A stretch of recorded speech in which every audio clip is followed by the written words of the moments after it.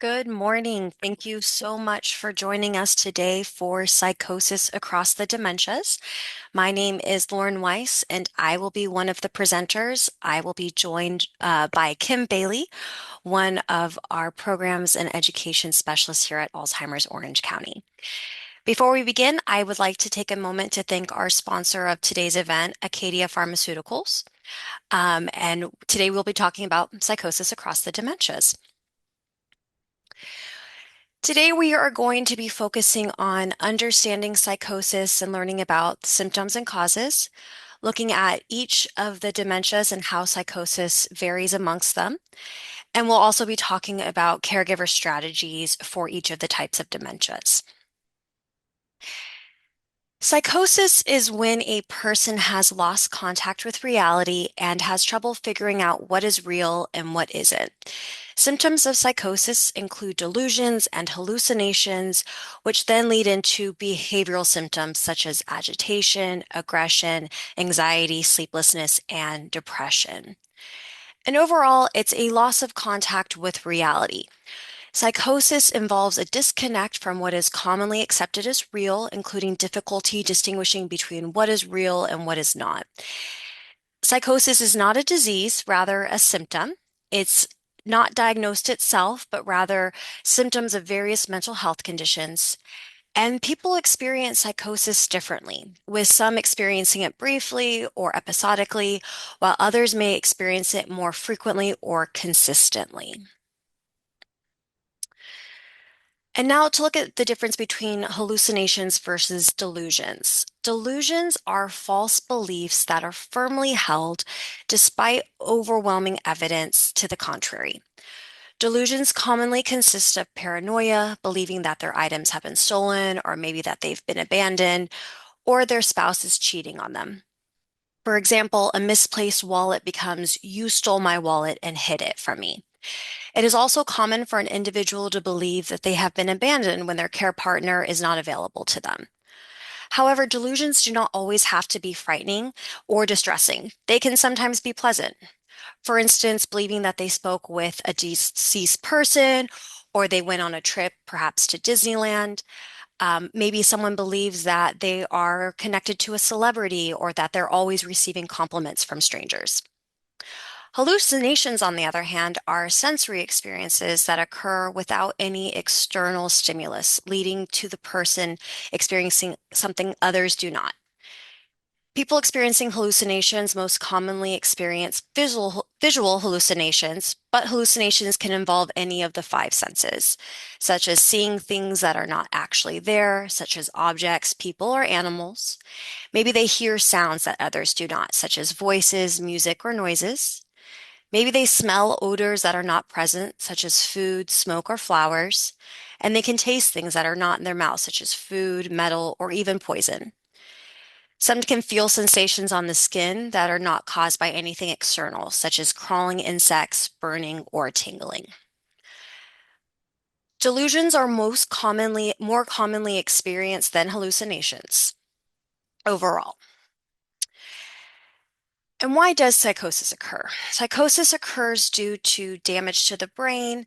It can be sensory processing issues, memory impairment, cognitive decline, or severity of the dementia. Delusions and hallucinations are common in dementia because the disease causes significant damage to the brain.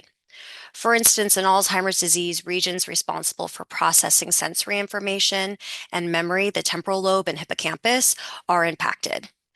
This damage leads to misinterpretations of external stimuli, which then leads to hallucinations and delusions due to the inability to accurately recall and integrate information from the environment.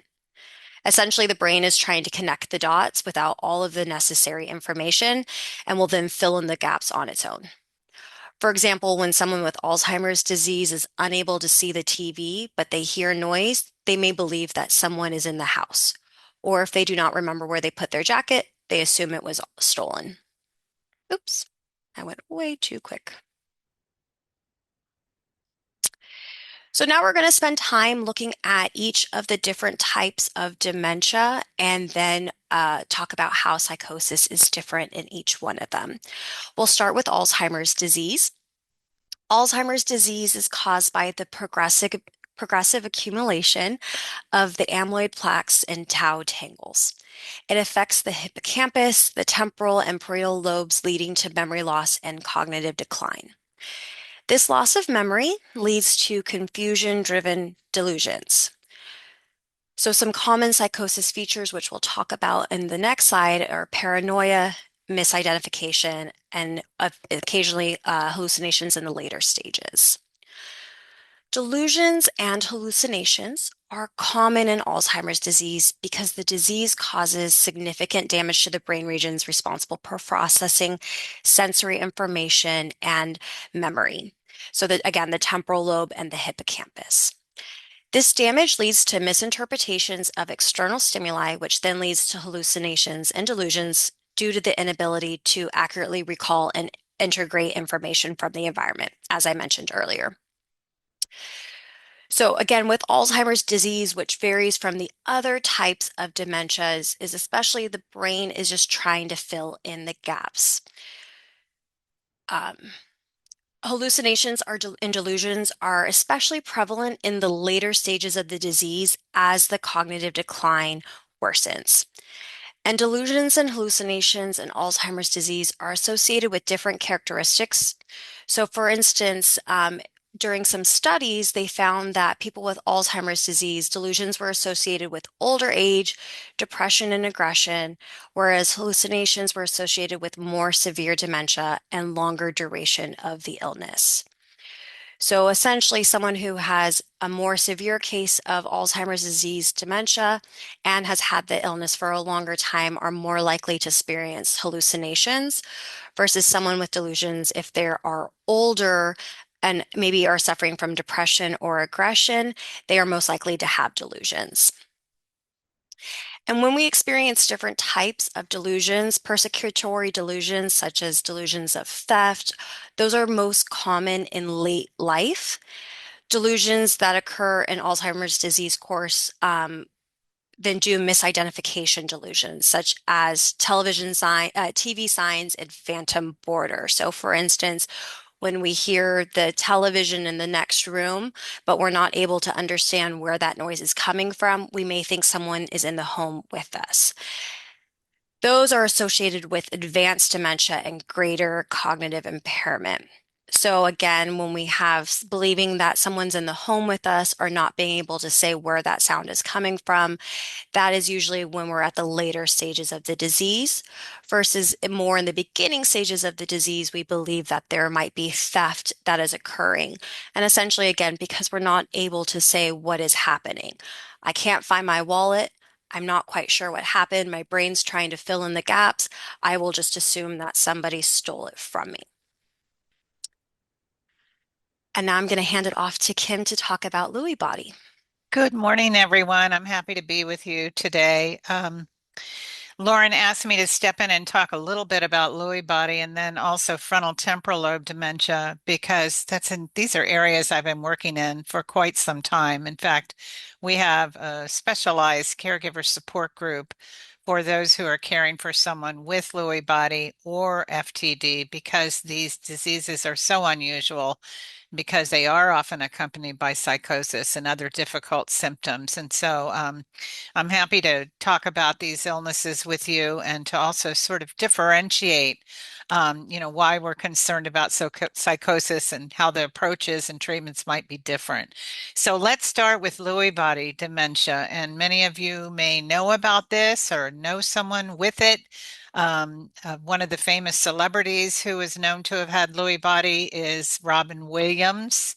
Unfortunately, his family and himself, they weren't aware that that was the diagnosis. And so, of course, it caused a lot of consternation and you know, difficulty for him and his family. So Lewy body dementia is characterized by those hallucinations that Lauren was just talking about, but also by some other major symptoms, including motor issues. So it sort of looks like Parkinson's disease. So this can be very challenging for the individuals as well as the caregivers.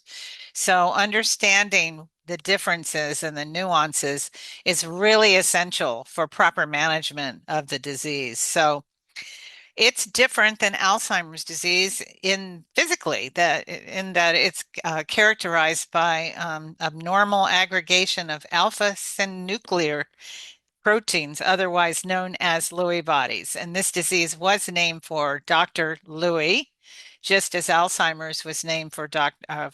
Alzheimer's. So the Lewy bodies affect visual pathways and REM sleep centers.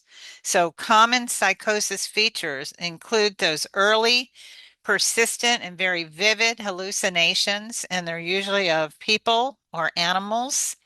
Um, they also have perceptual problems, and that's because the visual network of the brain is malfunctioning. So all of these symptoms we talk about today, as Lauren was explaining, map back to brain changes. And so it's not because people are acting out or doing things on purpose. It's because they have damage in the areas of the brain that are controlling these functions. So let's talk about a Lewy body scenario.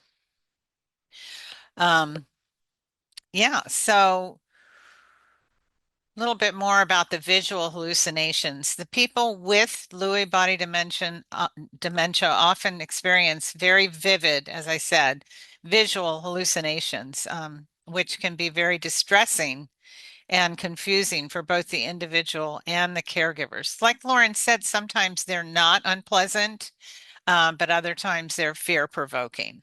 So they can really impact daily life and interactions. They require caregivers to understand and respond with empathy, patience, and strategies to manage these challenging situations effectively.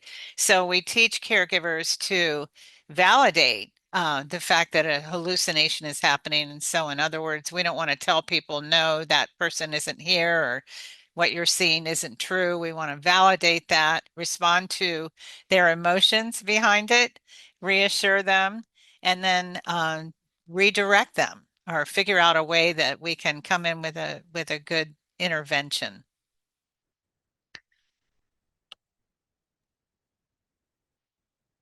Do you want to speak about the sleep changes in Lewy body? Oh, yes, absolutely. I didn't know if we had a slide on that, but I'll talk about it. Okay, so the REM sleep disorder is very common in this illness. And it's kind of interesting because all of us, as we sleep, we dream. But we have a process going on in our bodies where we're pretty much paralyzed. So we don't move around a lot during these dreams. Not so for people with Lewy body dementia.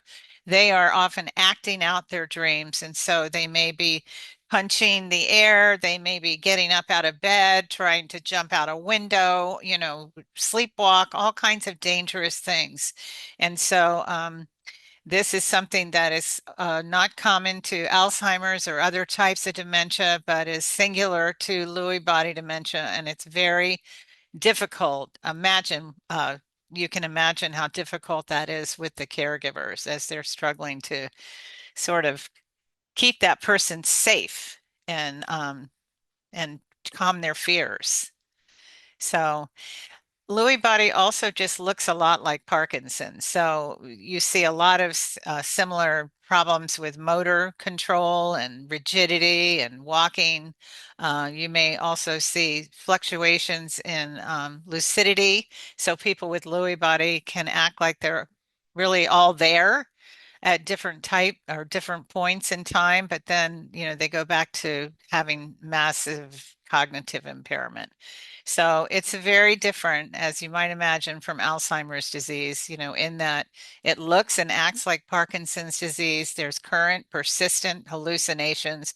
There's current and persistent sleep interruptions and disturbances, etc. Is there anything I'm leaving out, Lauren? No, you got it all. Okay, good. Good. Any questions? Are we taking questions during the? Yeah, if anybody has any questions as we move along, this is an informal presentation, so please feel free to come off of mute or put your question into the chat box, and we will happily discuss as we move along.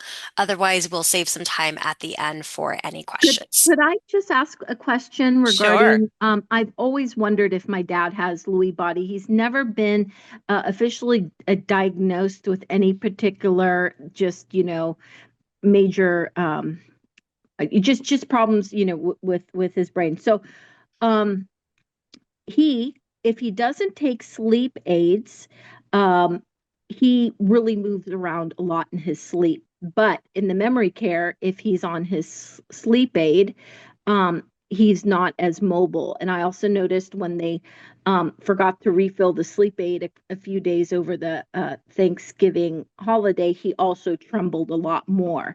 So, do Mhm. you think that could be one of the signs of actual Lewy body? It could be. I mean, obviously we're not diagnosticians. Hmm. We can't make that call without having a medical background and seeing him. But if he has a history of sleep disturbances and is it like restless leg that he has, or does he actually get up? Yeah, like he moves, and Yeah. really he's almost like running in his sleep. I always say Okay. like he doesn't paralyze himself unless he has the sleep aid. Got it. Okay. Well, therein kind of lies the problem with the medical field in general, is that Uh-huh. we we need for people to get a differential diagnosis, meaning that we don't want people to walk out of the doctor's office with just a blanket dementia diagnosis. Yeah. People really need to know exactly what type of dementia they have because the treatment scenarios vary from disease to disease. And so this is kind of a problem when people go to a community physician who isn't well versed in some of these other types of illnesses, then people, aren't as privy to the right types of interventions and medical or medicines. So, Yeah, in my dad's case, he was just too stubborn to go to the doctor because according to him, nothing was wrong with him. So, right. And but then there are those folks who never even make it to getting a diagnosis. So we yeah, certainly understand that. So, but okay. yeah, I guess did he would have it be? any of the hallucinations He as well? definitely has more of the delusions. That is Okay. all there. Yeah. The hallucinations, yeah, like I notice, like I always say his doctor wanted him to have a major eye surgery, and he actually did, and I kept saying no, it's his brain that's broken. You don't need to do like it was some major was it a cornea transplant? He had that and Oh nothing boy. changed. And I said Yeah. it's because his brain is not communicating right, and he Right. sees shiny things differently and Yeah. certain colors differently. I noticed he's always grabbing at things. So absolutely, perceptual problems exist with all of these diseases, and it does affect the senses. As the damage occurs in the brain, there comes a time when it starts to affect their sight, their hearing, their sense of touch, smell, all of that. And so, yeah, it does require a team. Really, we love for families to have a good team, like a good geriatrician who understands, older adult issues, a good neurologist who understands the differences between these dementias. And it sounds like, unfortunately, since was it your father or your Yeah, husband? my father is in the Yeah, memory he care. wasn't Yeah. privy to that because, oh, he didn't want to go. So Yeah, anyway, yeah, we he just, better we yeah. better keep moving Okay, on. sorry. But Thank no, you. no, that's quite all right. Does And anyone there's else have no any blood questions? test or anything for Lewy body. Is there any particular test for any of these? Okay, really quickly, I'm going to say Yeah. that there are new tests that can be done to determine the presence of Alzheimer's and only Alzheimer's because Okay. Alzheimer's is characterized by amyloid protein buildup as opposed to Lewy body. We're talking about Lewy, we're looking for a different substance and damage in the brain altogether. So when it comes to Alzheimer's disease, there's a blood test, there's a lumbar puncture, and there's also a PET scan that can detect now the presence of amyloid. So we're getting closer to definitive testing for Alzheimer's, but these other illnesses that we're talking about today, that's not the case. So Thank we're you. still looking for more ways to diagnose it. I have a Okay. quick Yeah, follow-up question. How do sure. you get an accurate diagnosis?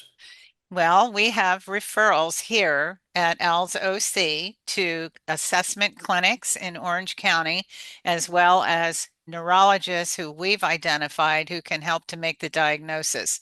So you can call our helpline and you can get access to those referrals. And that helpline number is 955, no, it's what is it, Lauren? I'm sorry, I don't have it right in front of me. 844-373-4400. I think that's it.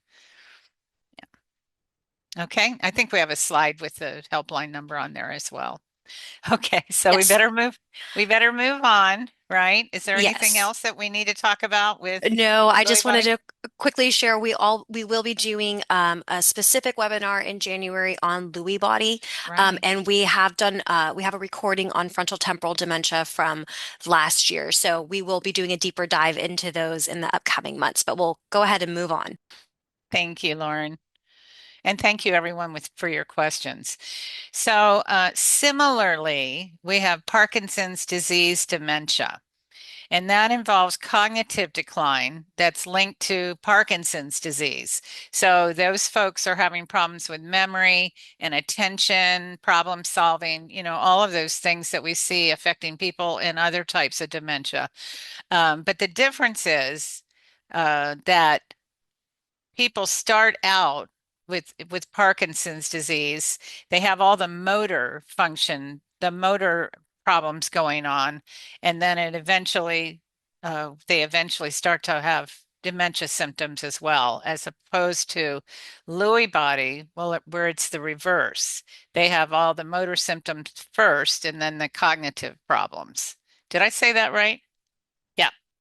It's kind of confusing. I know it's confusing. But not all Parkinson's disease involves cognitive problems, but it does accompany many of those folks' diagnosis. So, what's happening in Parkinson's dementia is that there's the degeneration of dopamine. Um, Dopamine producing neurons, and dopamine medications can increase hallucinations because they stimulate the brain's reward and perception circuits. So illusions rather than full hallucinations due to visual processing being impaired, and dopamine medications amplify image misinterpretation. So you see common psychosis features like medications that are triggering hallucinations, misperceptions about what people are seeing. They see shadows and they think they might be people. And then we see paranoia in the later stages. So, more about Parkinson's disease and those motor symptoms that I mentioned. These individuals may experience tremors and rigidity. That impacts their ability to perform their daily care and their daily activities. And these motor symptoms can lead to stress and anxiety, possibly exacerbating psychotic experiences. So, and psychosis in Parkinson's can manifest as visual hallucinations, like we've been talking about, or delusions. So, the simplest way that I describe hallucinations versus delusions is when you see hallucinations, you're seeing something that's not there, and a delusion is you're believing something that's not true. So, and there's a lot of overlap between those symptoms as well. So, caregivers need to be aware of this so that they can manage this properly when it happens. And again, by validating and reassuring and redirecting that person. So, let's go next to if there are there any questions about Parkinson's? Okay, let's talk a little bit about FTD. Okay, so I've been seen people with FTD for many, many years. When I first started at the Alzheimer's Association back in the 90s, we started to see some of these cases before they really even described them well in the literature. And at that point, we called it Pick's disease. And of course, it was named for Dr. Pick. And the substances in the brain that are found there upon autopsy are Pick's bodies. So again, you've got Alzheimer's with amyloid plaques, and you've got Lewy body with Lewy bodies, and you've got FTD with tau and Pick's bodies. So FTD is characterized by behavioral changes and language difficulties. So one of the things about Alzheimer's is that the damage starts kind of in the central back part of the brain, the hippocampus. That's the area of the brain that's responsible for short-term memory. And so it's, one of the first symptoms of Alzheimer's is memory loss.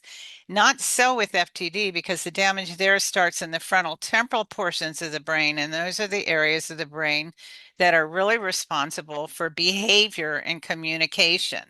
And furthermore, it's characterized by a younger onset. So you're talking about like a person maybe in their 40s or 50s. They're not presenting with memory loss, but they're presenting with personality changes, and a lot of them are very peculiar in nature, like overeating, sexual aberrations, obsessive compulsive behavior. So, just start to envision how this typical person looks so different than a patient that's just got, that has Alzheimer's disease. So, yeah, it's a lot of damage that impacts personality and social conduct. Okay. So, as I mentioned, individuals who are living with FTD may exhibit significant behavioral changes. So, I'll give you a couple of examples, from folks that I've worked with over the years. They have no impulse control or limited impulse control. So, they may be arrested for shoplifting or stealing. They may be out in the community and expose themselves. All of these sort of significant behavioral changes that include apathy, impulsivity, social withdrawal, or social extroversion. I mean, I've seen people that would walk up to strangers and say, "Oh, you're so pretty," or "You're fat." Very, very limited ability to rein in their impulses and to temper what they're seeing and saying. So lots of misunderstandings in their interactions with caregivers. And I will go back and circle back to the apathy that I mentioned just a second ago. That this is very painful for the caregivers because the flat affect of a person with FTD and the fact that they are seemingly uncaring about anything that happens to anyone around them is very difficult for caregivers to deal with. And I know even in Alzheimer's disease and all the dementias, there's a certain amount of apathy that's present, but it's very pronounced in FTD.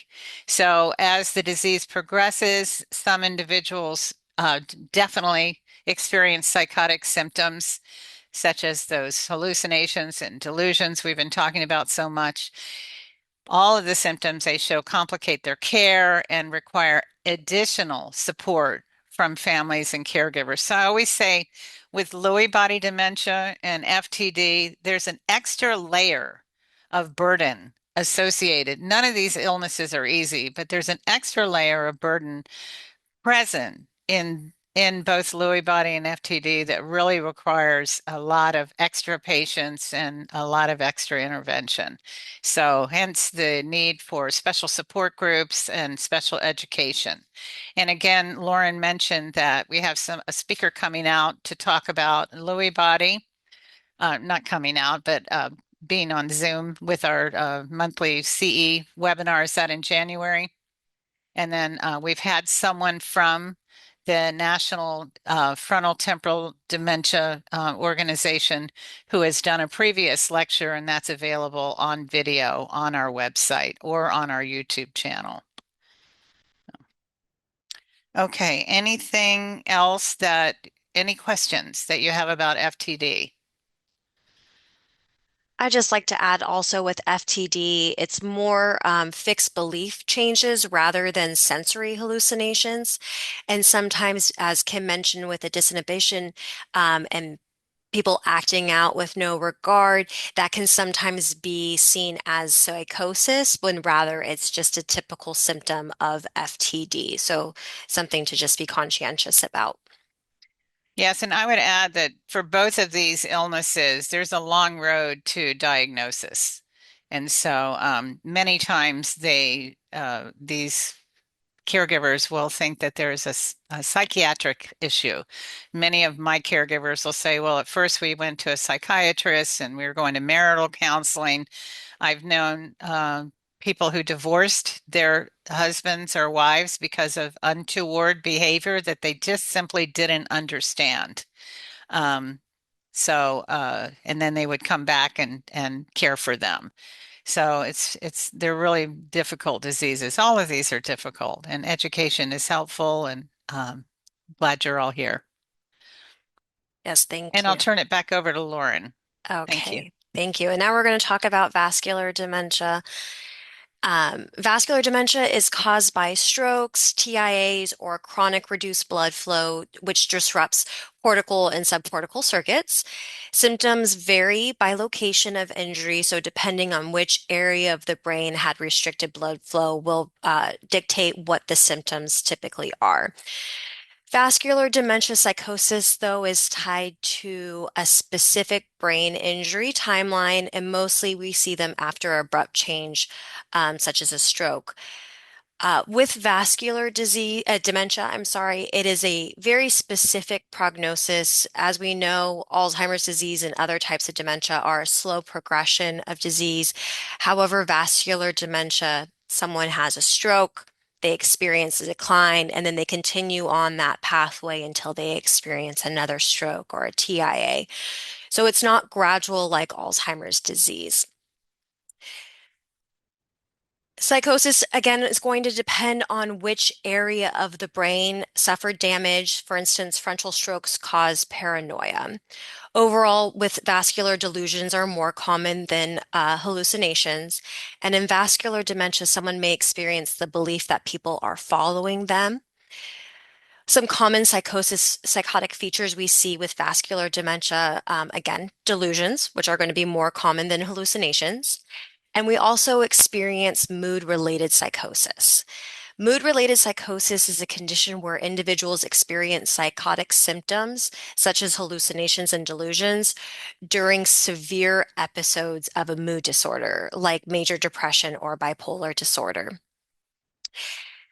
And again, we might not have consistent hallucinations or delusions like we would with the other types of dementia. We typically see experiences of delusions or hallucinations after a vascular event, so such as experiencing another stroke, or perhaps there's a significant change in blood pressure.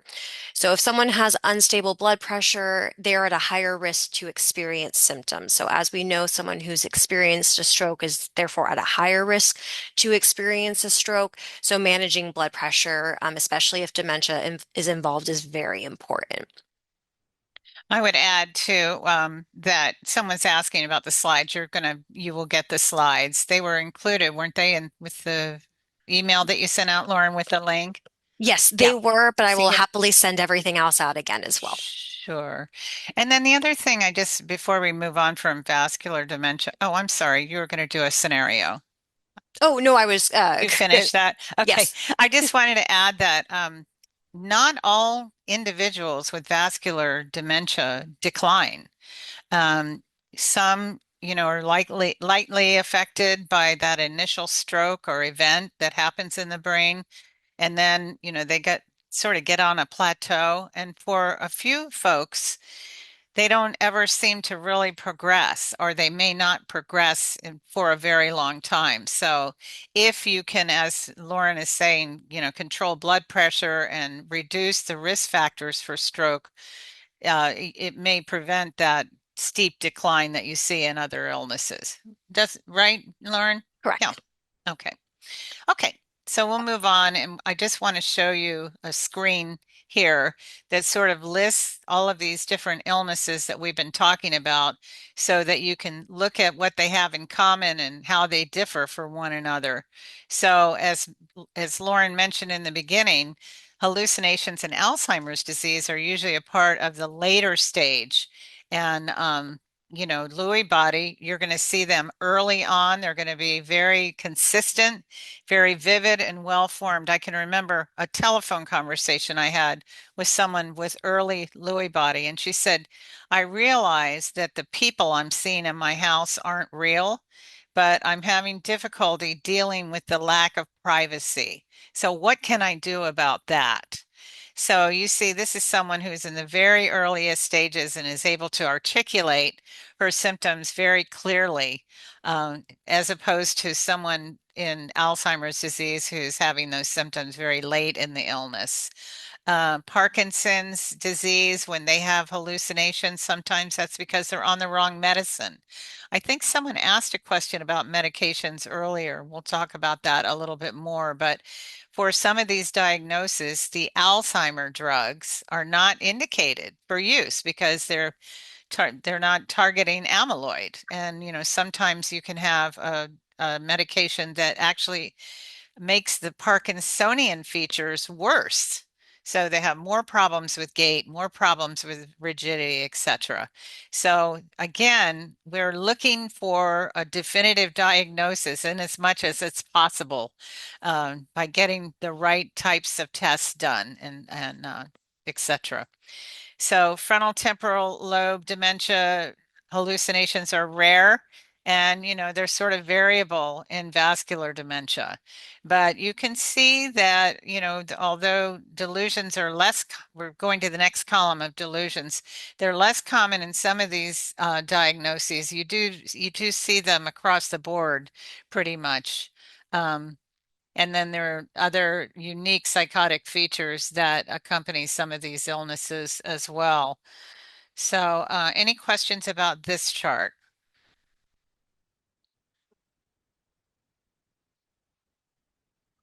Korsakoff. Okay. Oh, a question about Korsakoff syndrome. That's the dementia that's associated with alcoholism, chronic severe alcoholism. Yes. Okay. So now we're going to move on and talk about the impact of psychosis. So in addition to the individual distress that delusions and hallucinations can cause, dementias with psychosis is associated with the co-occurrence of other behavioral disturbances, the most troublesome of which are agitation and aggression. So those experiencing delusions and hallucinations might be acting out. They might become aggressive, especially if they think someone in their house is a stranger, or maybe that constant being scared or paranoid is leading to agitation. Depressive symptoms also increase with those experiencing psychosis. And overall, dementias with psychosis is associated with greater distress for both the family and caregivers.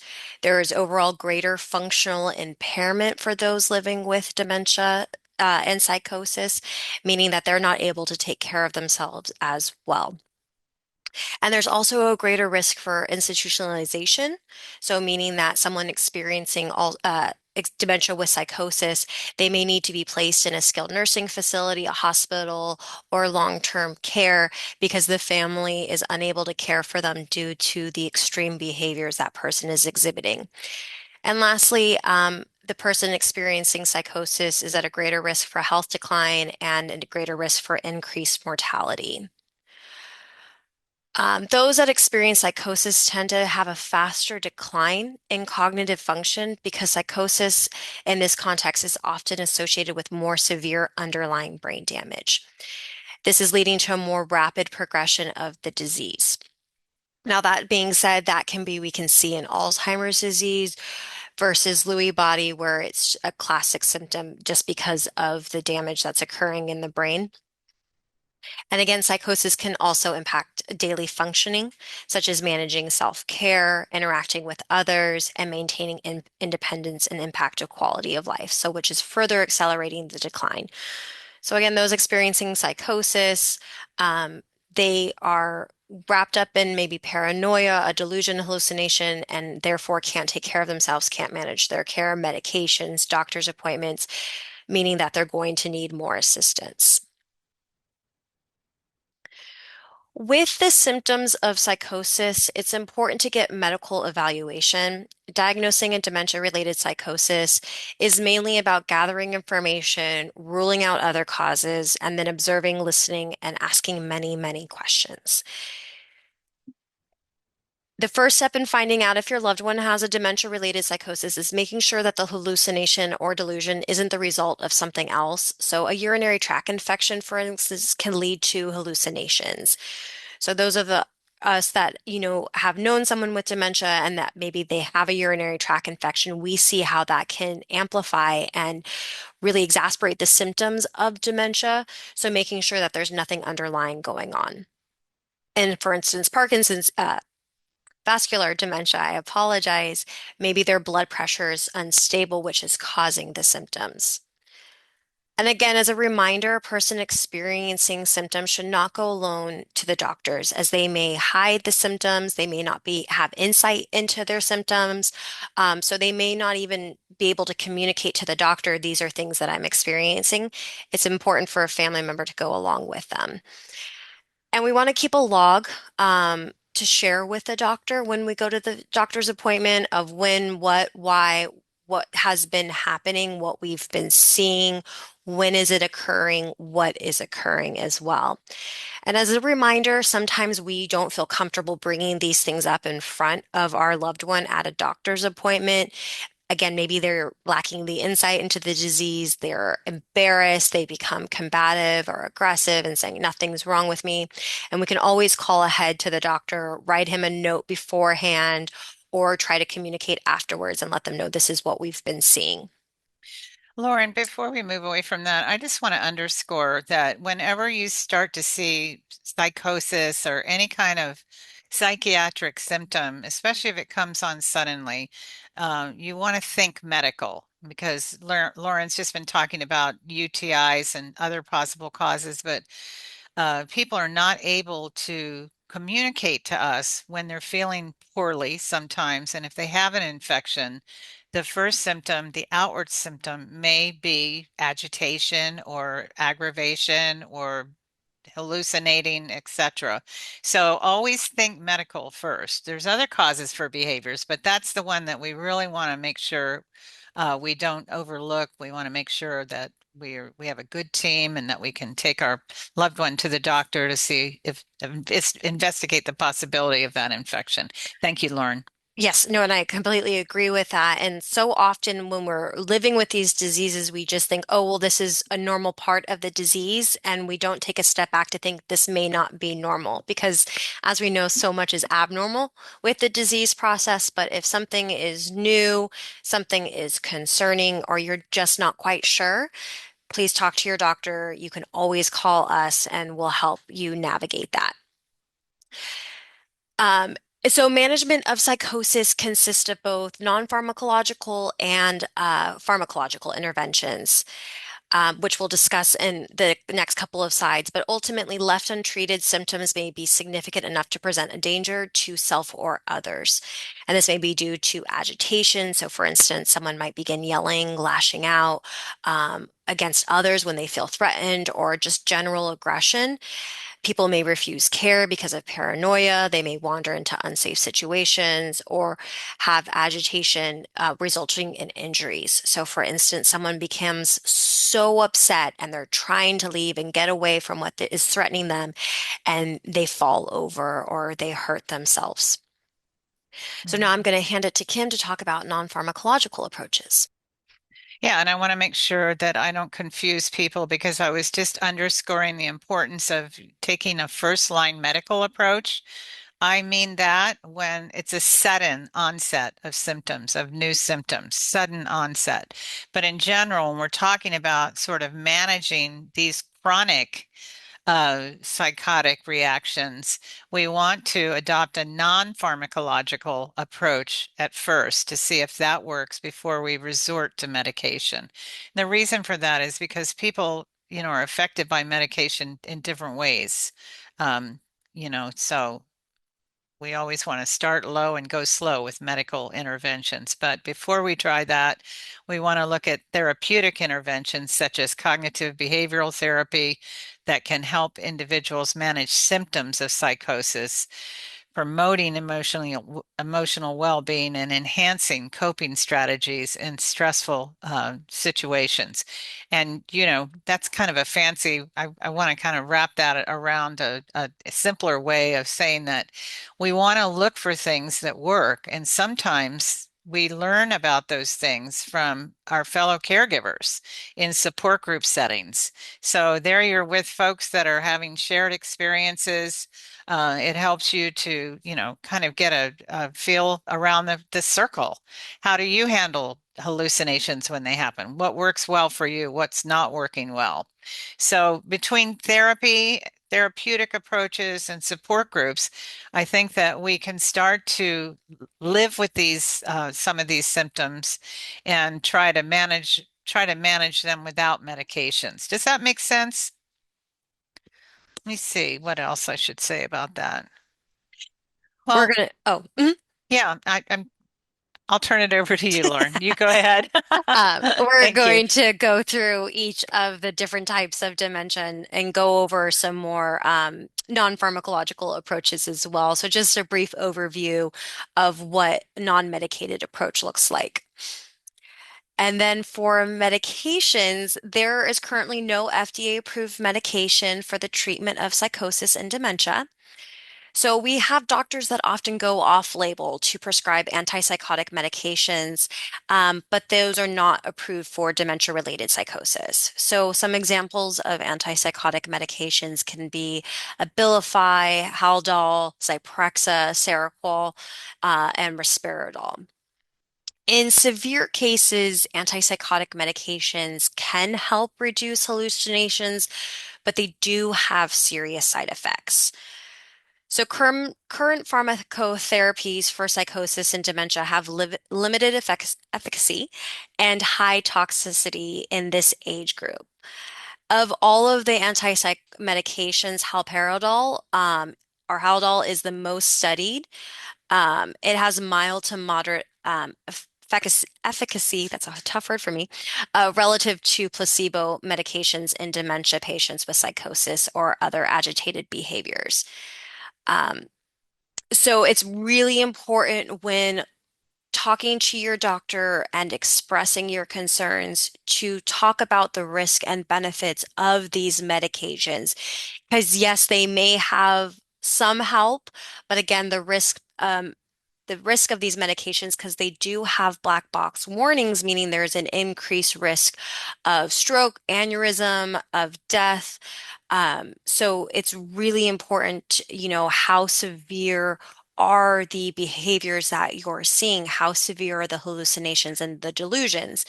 Because if someone is being put at risk for their safety or the safety of the family, talking to the doctor and talking about medication may be the appropriate option.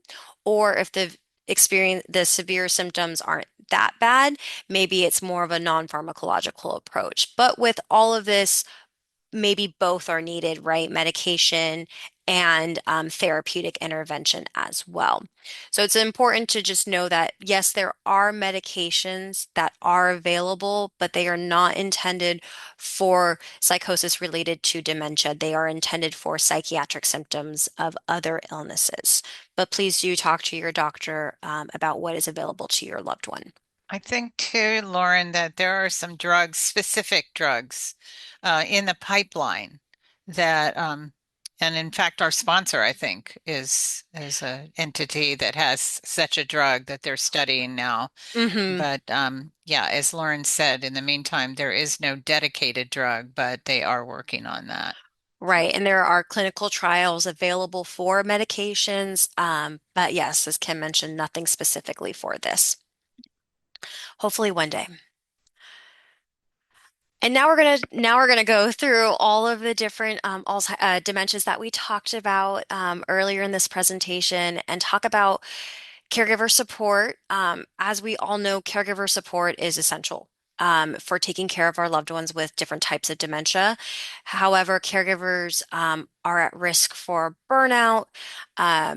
We want to talk about resilience and well-being and also offer tools of how to manage these various symptoms of psychosis. First, we'll talk about Alzheimer's disease, and there are just a few practical caregiver actions to help with managing psychosis and Alzheimer's disease. And again, with Alzheimer's, what we're looking at is the brain trying to fill in gaps of what's going on. So we're trying to make their world more consistent and establish a routine. So keeping items in consistent labeled places, such as a wallet bowl or a keys hook, is easier for that person to navigate because if they put their wallet down in a random place, they may not remember where that is. But having a routine of putting our wallet in the wallet bowl will help prevent that person from feeling that their items are being stolen. It's important to create a daily structure to reduce anxiety and confusion. We always want to remember that we validate the emotion and not the hallucination or delusion. So if someone's saying, you stole this from me, or someone's in my room with me, we're saying, I'm so sorry, that must be so scary, or that's so frustrating. We don't say, oh, yes, that person did steal that from you. And we always want to, when someone's experienced a hallucination or a delusion, we always want to be a calm presence for that person. We want to sit at eye level and use a gentle tone and essentially just be there for them. As a caregiver, it can be very, very frustrating, and we feel like we might be arguing with our loved one, especially when they're accusing us of something, because nobody wants to be accused of something that they didn't do. We just have to remember to take ourselves out of the situation, and we know that we didn't do anything wrong. We just need to either take the blame and move on or just say, I'm so sorry. So, for instance, when someone says, you stole my wallet from me, it's, I'm so sorry. I must have picked it up by accident and moved it. Let's go find it together. There are a few environment modifications that you can make, improving lighting to reduce shadows. Um, that will be really important, especially at nighttime when we have maybe the room is dark, but there is a coat rack, or maybe we have a mirror showing a reflection because, again, the brain is trying to fill in the gap. And with Alzheimer's disease, if they see a coat rack in the middle of the night, they may think that's a person. Or they walk past a mirror, they may think someone's in the room with them, especially because of someone with Alzheimer's disease, that short-term memory is gone. They're going to be at a different age than what we think they are. So someone with Alzheimer's disease, though we know that they're 80, they may think that they're 40. And they look in the mirror and they're like, who's that old person? And that might scare them. We want to use contrasting colors for surfaces to make it more visible. One thing that happens with Alzheimer's disease is our visual spatial perception changes. And if we have carpets on the ground and they have patterns on them, especially dark patterns, that person may see that and think it's a hole and try to jump over it. So again, they're not understanding the environment around them and trying to make sense of it. And we want to reduce clutter that may trigger confusion. Um, so making sure that we're labeling drawers, labeling rooms, anything that can be perceived as an unknown item, removing that from the room.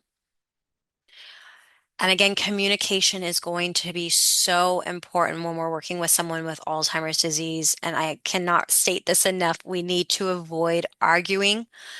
We want to, again, validate the emotion that that person's experiencing, but not necessarily validate the hallucination or delusion that they're experiencing. So again, I believe you're worried about money. I understand that you're frustrated. Using short sentences and reassurance. You don't want to say, no, that didn't happen. No, you're wrong. You don't want to argue. And you want to offer to help search even if you know the item is safe. So again, if they're saying you stole this from me, I'm so sorry, let's go look for it together. And we always want to make sure with safety planning, a person with Alzheimer's disease, they lack the insight into their disease, they lack good judgment.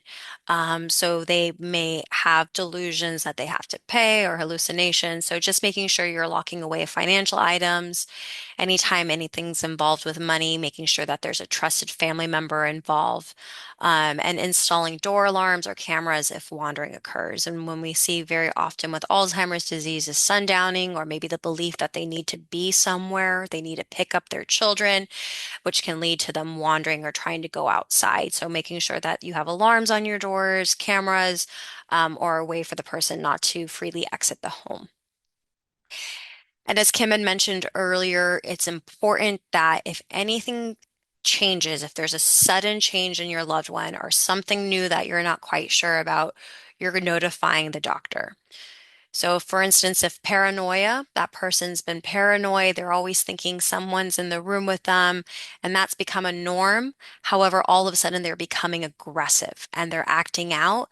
That's when you want to call the doctor. If sleep is starting to become disrupted, you want to notify the doctor, or if there is a new delusion that appears suddenly. So, for instance, sometimes delusions are fixed and long held. I always like to tell this story of a woman that I was taking care of way back when I first got into the industry. And she believed that Alec Trebek was a person that was in her life. And she always told us about Alec Trebek. And he would tell her she was good looking. And she was just like, Alec Trebek came and talked to me this morning and we had a great time. And it was a very fixed delusion that she had. But if she started to talk about somebody else, or there was a new delusion, such as someone broke into my room last night, or I saw this person, that would be something that was new. And we would need to notify the doctor right away because that was something abnormal for her. And that could indicate a possible urinary tract infection or something else medical that's happening. And I'll hand it back over to Kim. Okay, so you can kind of get this emerging picture that, when you see these behaviors, there's different things to examine. One is, do you need a medical approach? Is it something severe and sudden that, requires a trip to the doctor? Is it your approach? Because Lauren was describing some of these important features like communicating well and making sure that you don't overwhelm the person. I think we have a really good handout on that called Caring Conversations. You might want to pick that up when you talk to someone on the helpline. But our approach needs to be coming at them at eye level and having gentle, open body language, speaking slowly and simply, taking the blame, even when it's not our fault. All of those things have to do with our own approach, and they can really impact whether or not that person is experiencing behavioral symptoms. And then there are environmental things as well, like Lauren mentioned. And I was thinking about a woman who I cared for who, toward the end of the day, would look out the windows and see shadows in the bushes, and she thought there were people trying to get her. And so there, just a simple environmental fix was required. I just closed the drapes and I put on soft music and soft lighting, and the whole vibe changed for her, and there were no more delusions of people trying to get her. So let's step back into the whole area of Lewy body once again, because again, there just seems to be acceleration of some of these symptoms with this differential diagnosis. And so people who are caring for those with Lewy body have to show extra patience, because behaviors change throughout the day with this illness. Remember, I mentioned that they kind of go in and out of lucidity, and they show physical as well as emotional symptoms. So you have to watch your loved one and watch their cues, watch their body language, look at their expression, to see if they're feeling comfortable or whether they're in distress or feeling extra confused. And then you need to adapt to their needs by modifying whatever needs to be modified, their routines and their approaches. I know as caregivers, we often have a set agenda for the day, but it really doesn't work well with these folks are really anyone with dementia because their agenda is going to be different than ours. So we have to be willing to be flexible. We can provide comfort throughout the day through the use of familiar objects or activities that we know bring joy. And if you have a loved one who's living in residential care or memory care, like I know some of you do, you have to make those items available to the home. And you need to share information about what activities your person likes and doesn't like. That's called person-centered care, and it can help reduce their anxiety as well. And then we want to have a safe home environment free from clutter and hazards because folks with Lewy body, as I mentioned earlier, have gait problems and motor problems and perceptual problems. So we want to, of course, create a safe environment for them. Let's see if there's anything else I want to say. Yeah, just a little bit more about the hallucinations. Don't contradict them. It's better to go along with it rather than to say that's not there or that's not happening. Um, and I think Lauren's given you some really great examples of that so far. Use soft lighting in the evenings to reduce that visual distortion. Maintain those consistent daytime routines to minimize fluctuations and to do your best to encourage a regular sleep-wake cycle. I know that's difficult with Lewy body, but for the most part, you want to avoid napping during the day. You might try some exercise. Keep them busy during the day so that they're tired and more apt to sleep well at night. And then environmental modifications. I mentioned like the lighting in the environment, and you can remove pattern rugs or curtains. You can have wallpaper that can be disconcerting to them. I know I've told this story before, but years ago they were building a new memory care community, and they carpeted it throughout with roses. The carpet had beautiful red roses on it. And so immediately once they populated the memory care with patient or with residents, they were stooped over and trying to pick the roses.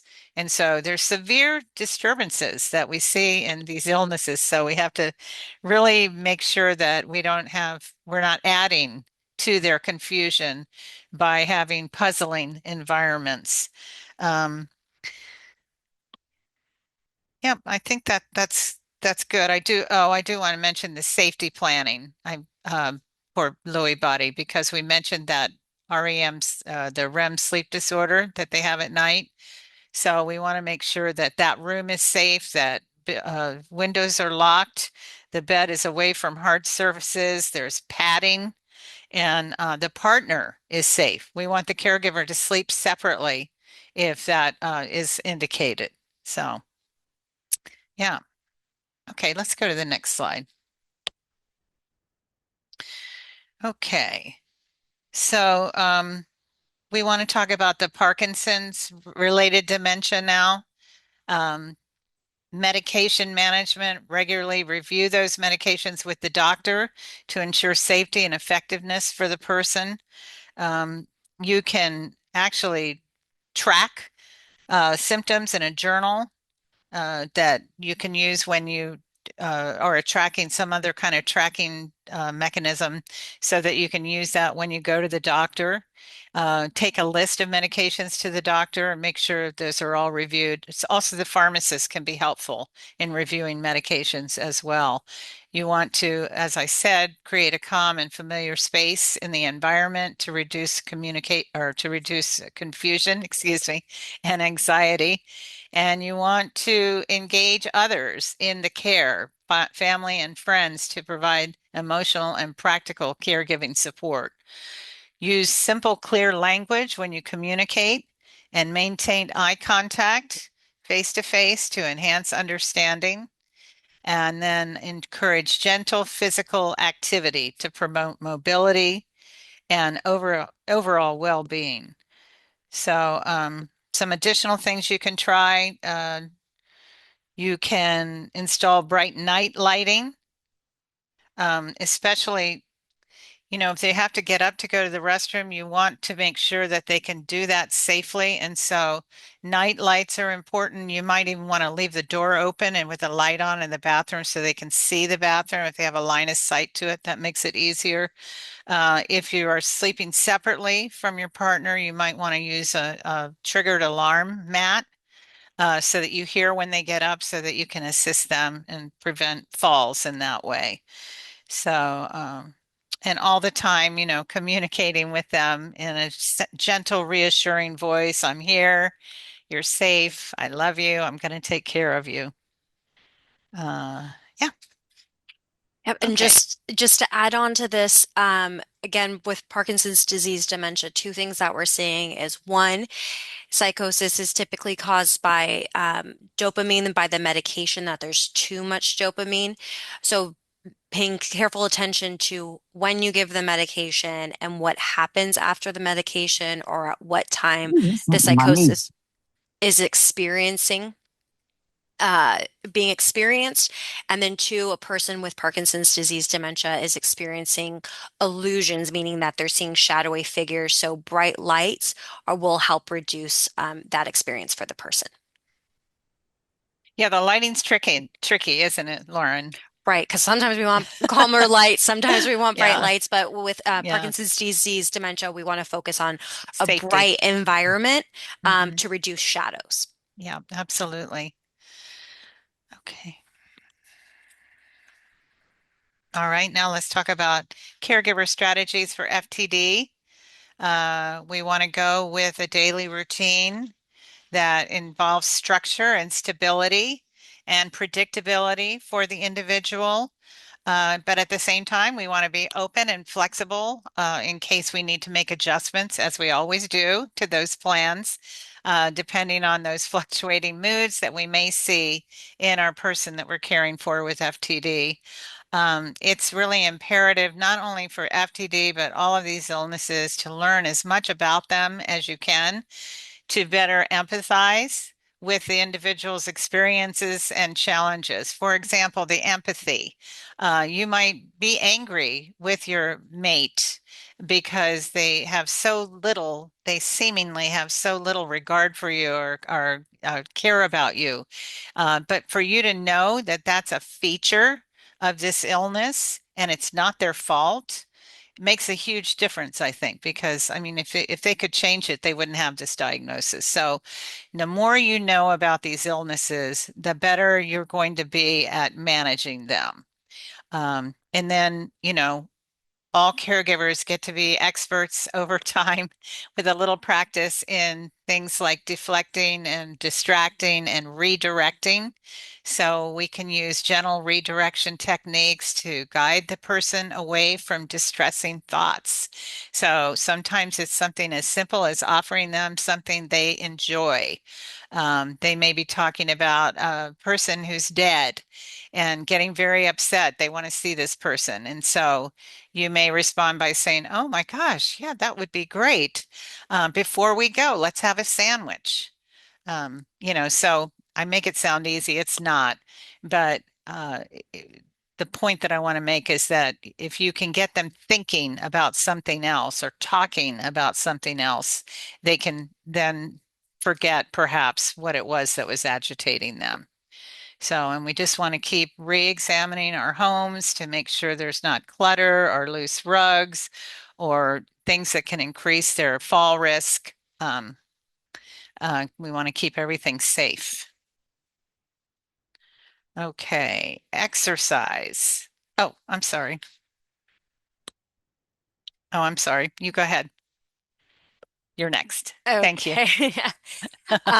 So now I'll talk back about vascular dementia. Again, we want to provide step-by-step guidance for tasks, speak slowly and clearly, and use reassurance frequently. You're safe. I'm here with you. We need to keep the daily routine identical and reduce environmental stressors such as noise, crowds, and clutter. Use calendars, whiteboards, and visual reminders. And again, we want to avoid pushing or arguing, which can increase the paranoia. keep requests simple and concrete, and redirect with meaningful activities. And I think with all of these different types of dementia, when we redirect someone to a new activity, we always want to make sure that it's a purposeful activity and the person feels connected to it. If I say, oh, hey, come help me fold towels, but that person's never cared about folding or keeping a neat home, that might not mean anything to them rather than, oh, let's cook a meal together, garden, go for a walk. So again, something meaningful and purposeful to the person. And when we talk about vascular dementia, again, we talk about what causes psychosis and vascular dementia, and that is changes within our blood pressure, or a stroke. So it's important for safety with vascular dementia that we're monitoring blood pressure daily and watching for any symptoms of a stroke or a TIA. And when we're also identifying any triggers, so noticing if someone's experiencing psychosis, what triggered that hallucination or delusion? Was it a loud noise or an unfamiliar setting? And we want to make sure that we're calling the doctor if there's any sudden changes in behavior or thinking, if the paranoia is getting worse, or we're seeing repeated stroke-like episodes or an unstable blood pressure. So again, blood pressure is so closely related to psychosis and vascular dementia. It's one of the most important things that we can monitor for our loved one. Okay, so Lauren, I think I'm going to turn this over to you at this Yes. time because, as you know, I have a private consultation at in about 10 minutes. Yes. We So ran a li oh, I go just ahead. want to say it was a pleasure being with all of you today, and this was a lot of information. I hope it's helpful for you, and of course, you have the slides and the video as well as other information to fall back on. So thanks for letting us be with you today, and I'll see you on another occasion. Thank you, Kim. Yeah, so we went a little over. I apologize about that. Just so much information to cover, but we are wrapping up with this slide. So we want to talk about resources for caregivers. Caregivers are the backbone to taking care of our loved ones. And as I mentioned earlier, caregiving for those with dementia-related psychosis increases the risk of burnout. So it's important to educate yourself about the disease process. And as we saw, each of the different types of dementia, the causes for psychosis, the symptoms, the management, they're all different. So you need to know what you're dealing with.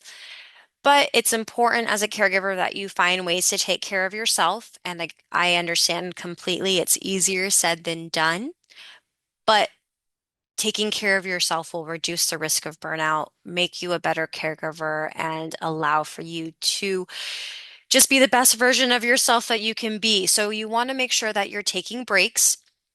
You want to ask friends and family to help with chores, childcare, or meal preparation. So maybe it's not necessarily having someone come over to your house to sit with your loved one, but it's more that they can run errands for you or they can do things that help you in the outside world. You want to use respite care to temporarily step away from caregiving. Caregiver Resource Center of Orange County is a wonderful resource where they do have scholarships for respite care. So if that's something that you're interested in, but maybe financially it's not something that you can afford, reaching out to them. And considering adult daycare, if your loved one is appropriate for an adult daycare program, looking into that. It's making sure that you're taking care of yourself, that you're eating well. We always talk about risk reduction in dementia, and one of the things that we can do is eating a nutritious diet. And as a caregiver, you are stressed, you are stretched thin, and you just grab what's easiest or what's most convenient.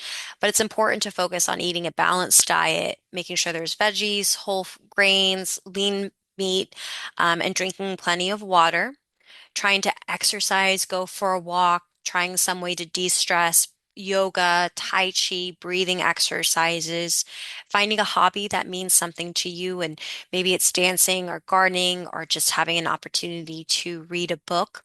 And maybe you might not be able to find an hour a day to do what you want to do, but finding little moments in time, maybe 5 minutes every hour to do a little something for yourself can be beneficial. Prioritizing reducing stress.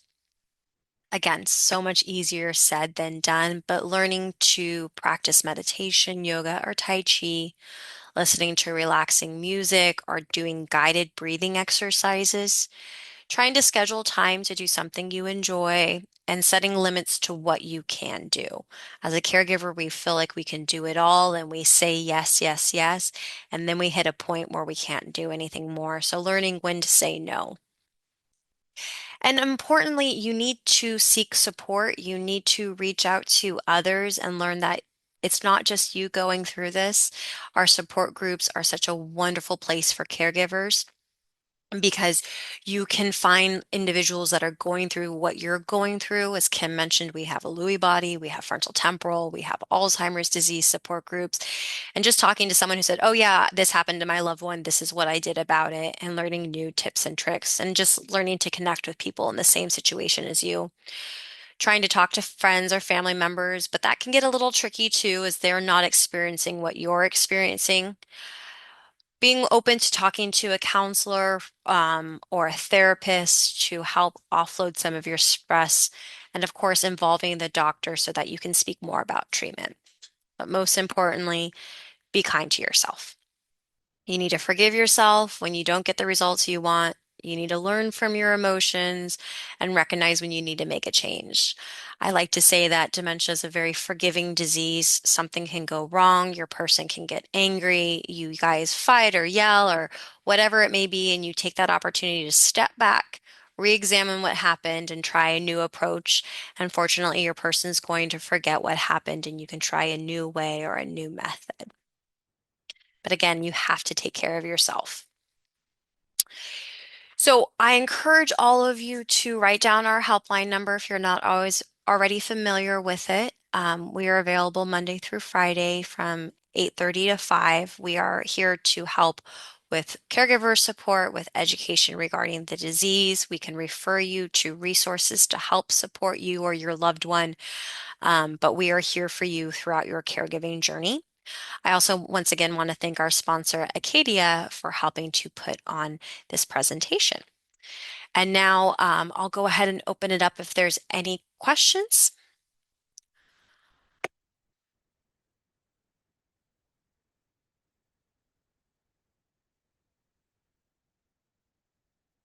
No? Okay, that's totally fine. I will send out the slides again and also to show you where the recording will be because this was recorded. And if you have any questions, please feel free to reach out. And Sunny asked, have you had a patient with Lewy body or FTD benefit from therapy? I'm not quite sure if that's therapy regarding mental health or physical therapy. Um, but yes, people with any type of dementia can benefit from mental health therapy, especially in the beginning stages of the disease when they're trying to learn what's going on and have a lot of experience. They're experiencing a lot of emotions, especially depression. Um, so that is something I do recommend. As the disease progresses, that person may lack the insight to what's going on, but it doesn't hurt to try and see if there's any benefit from it. So I always say, try it once, see how it goes, and then take it from there. Right. To continue. Oh, Mhm. I wanted to say one thing. When my dad joined the memory care, they gave him a test called Genomind, and it kind of evaluated the medicines he was on, and it told us what medicines don't work with his genetic type. And I don't know if you've heard of it or agree with it or don't with it, but it was good because we could alter his medicine, and eventually, he's progressed so much that even taken him off things that are just not doing anything for him. Okay, that's not something I've heard about, but if it's something that worked for you, I encourage anybody to discuss that with their doctor. Doctors, yeah. Mhm. Red light therapy, someone asked about red light therapy. Um, I don't think there's anything that's really been validated. There is studies that show promise in improving cognitive function and memory and sleep. However, there's nothing that's come out concretely. Um, but again, it's always worth a try for red light therapy. CD or seven RF72 linked dementia, that is a certain gene related to FTD. So people that have that genetic, that gene and FTD are at a higher risk for psychosis.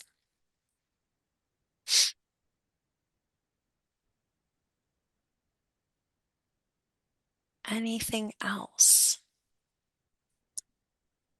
Okay. I I love the questions. If nothing else, I'll let you guys go. I appreciate you staying a little later with me and with Kim. And I will send out an email so you can always email me questions or reach out to our helpline, 844-373-4400. And I hope everybody has a wonderful rest of their day.